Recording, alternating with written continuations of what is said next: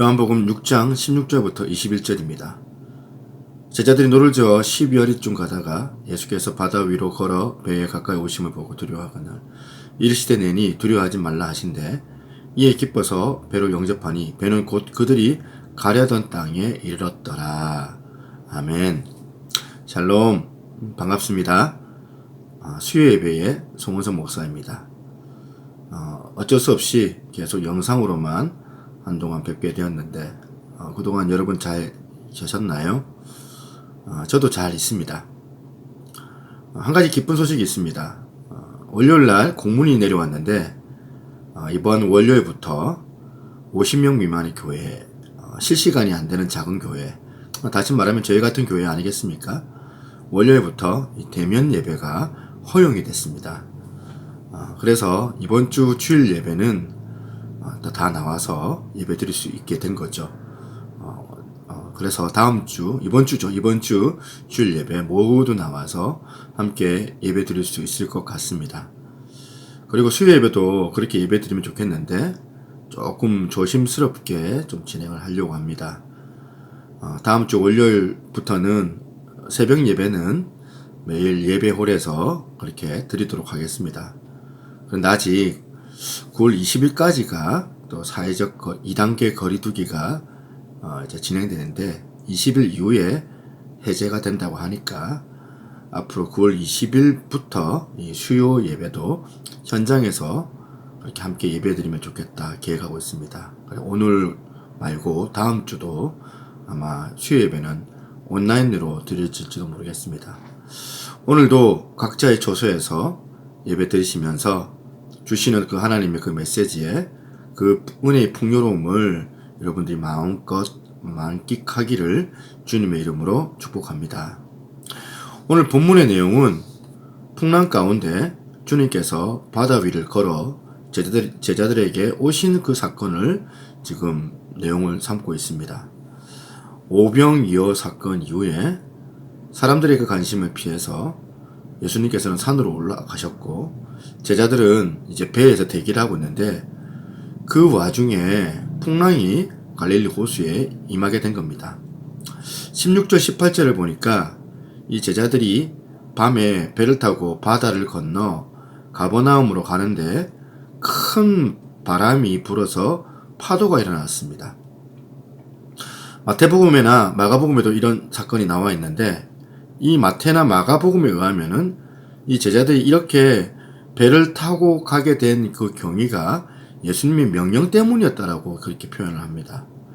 주님의 말씀대로 따라간 거예요. 주님의 말씀대로 제자들이 순종해서 그렇게 가는데 큰 바람이 불어서 길을 어렵게 만들어 놓은 것입니다. 여기서 우리는 이런 질문을 하나 던질 수가 있습니다. 말씀대로 잘 살지 못해서, 말씀대로 순종하지 않아서 큰 바람이 불고 길이 어려워졌다고 하면 이해가 되는데 오늘 본문은 지금 순종을 잘했는데 왜 이런 풍랑이 일어났을까?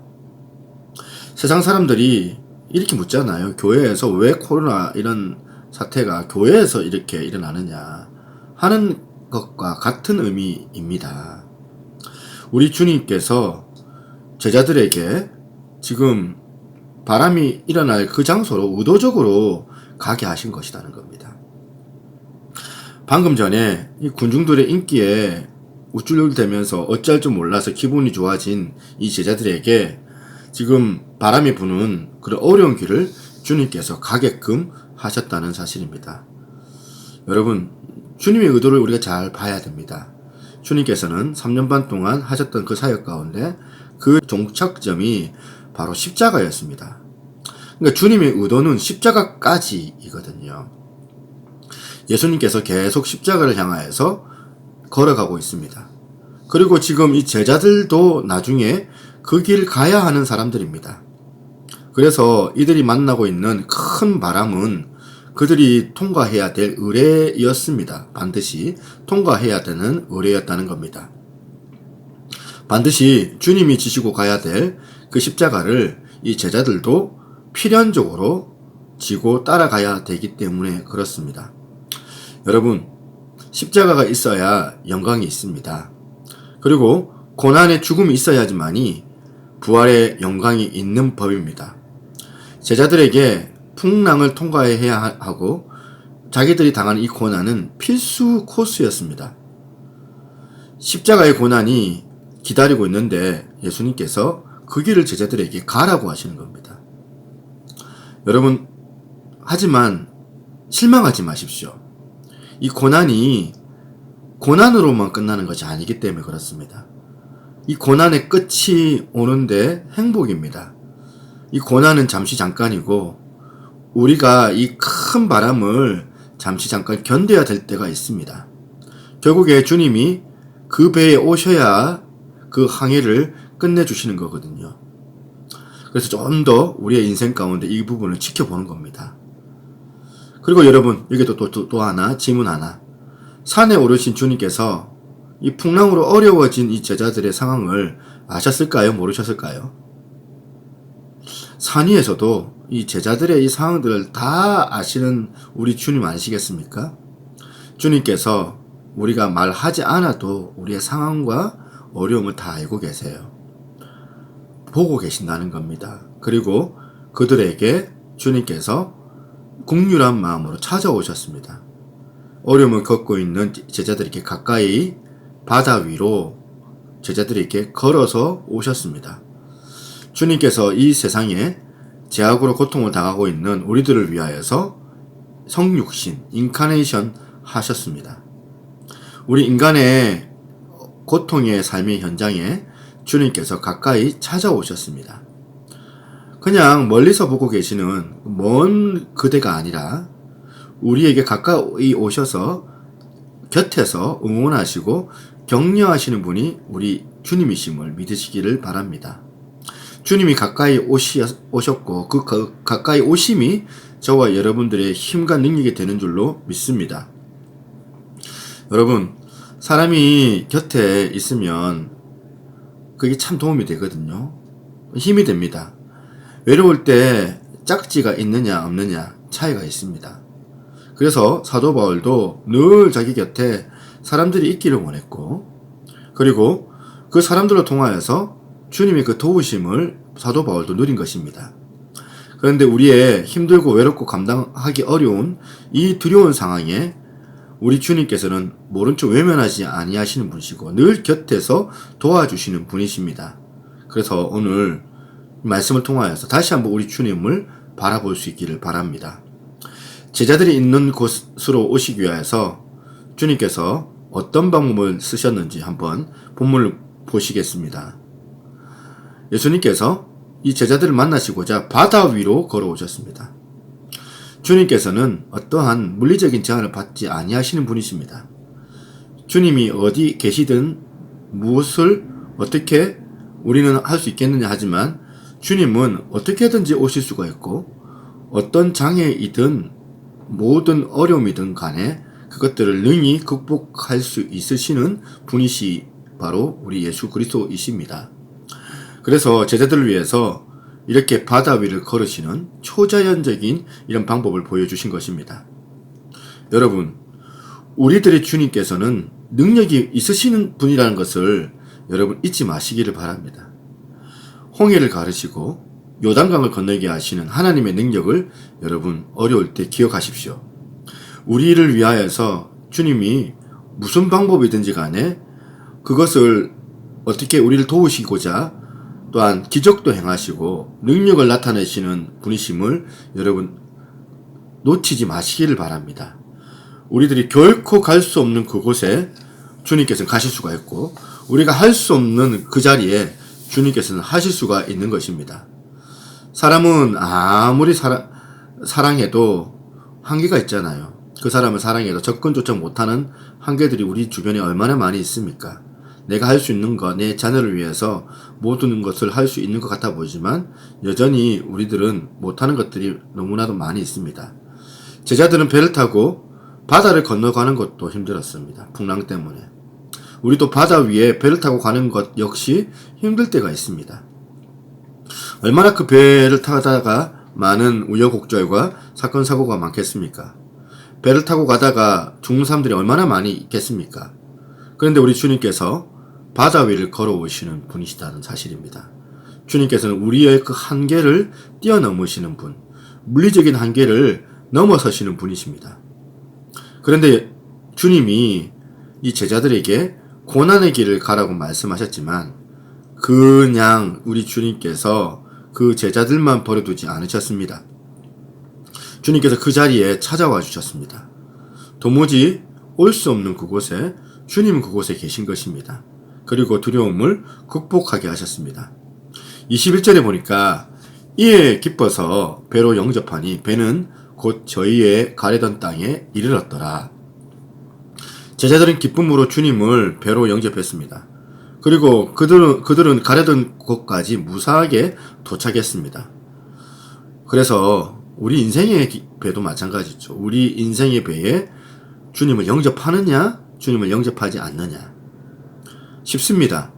배를 저어서 우리가 어렵게 예수님을 모시러 갈 필요가 없습니다. 그냥 우리 주님을 배 가까이 주님께서 오셨기 때문에 우리가 그 주님의 손을 잡고 배에 들어오기만 그렇게 영접만 하기만 하면 되는 것입니다. 여러분 아십니까? 오늘도 주님께서 우리들 가까이 배 주변에 와 계십니다. 우리가 할 수 있는 일은 기쁘게 주님을 영접만 하면 되는 것입니다. 그분을 여러분 기쁘게 영접하십시오. 그러면 우리들의 인생의 항해는 성공할 줄로 믿습니다. 우리들이 가렸던 그곳에 무사히 도착할 수가 있습니다. 주님 없는 항해를 여러분 지금 하고 있는 분 계십니까? 주님이 우리 배에 들어오도록 여러분 영접하시기를 바랍니다. 주님께서 오시는 것을 기쁨으로 영접하는 것은 참으로 쉬운 것입니다. 신앙생활 하면서 주님이 늘 내 배 바깥에 계시고 나는 주님 없이 그 풍랑 큰 바람 이는 그 바다를 항해하면서 쩔쩔매고 있는 그런 인생은 아닌가요?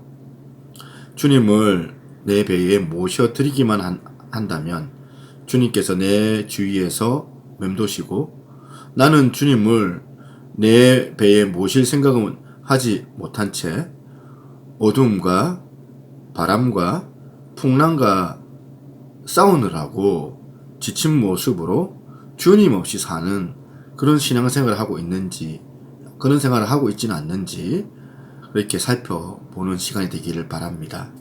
그래서 가고자 하는 목적지와 자꾸 멀어져 가고 있지는 않는지요. 지금 가고 있는 바람 때문에 그냥 떠밀려 가고 있고 그 바람을 어떻게 해결할 방법을 찾지 못한 채 그냥 몸부림치고 있지는 않는지요.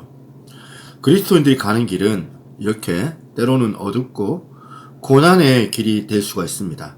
그러나 주님이 우리와 함께 계시기 때문에 우리가 주님을 영접만 하면 됩니다.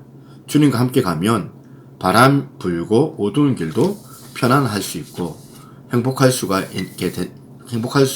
있게 되는 겁니다. 주님을 모시고 그분께 우리의 항해를 위한 방향키를 넘겨주시기 바랍니다.